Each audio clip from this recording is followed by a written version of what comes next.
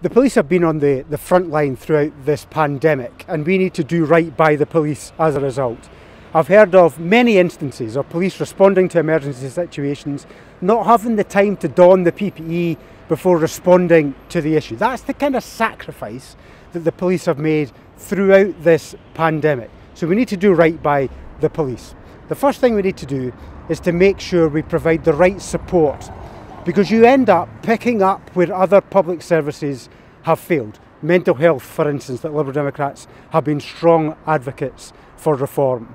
You were supposed to be allocated many support workers out of the 800 support workers that were allocated by the Scottish Government. So far, according to our calculations, only 12 have been allocated to the police. That needs to change. We need to increase the number of support workers. The second thing we need to do is to get investment in capital, making sure that the police buildings are up to scratch, the cars, the IT, the technology needs to be brought up to standard. So that will require more investment. The third is to make sure that the budgets stop being in the red. We need to provide funds for the police after being underfunded for years. Ever since centralisation, the budgets have been in the red. So that needs to change too.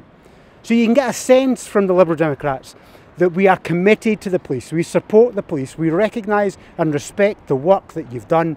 So we will stand by you to make sure that you get the support that you need. The police know that we have been fully committed to the police. We argued against the centralisation. We were, I'm afraid, right about the centralisation. You have been through a turbulent period with numerous chief executives and chief constables. We need stability for the police.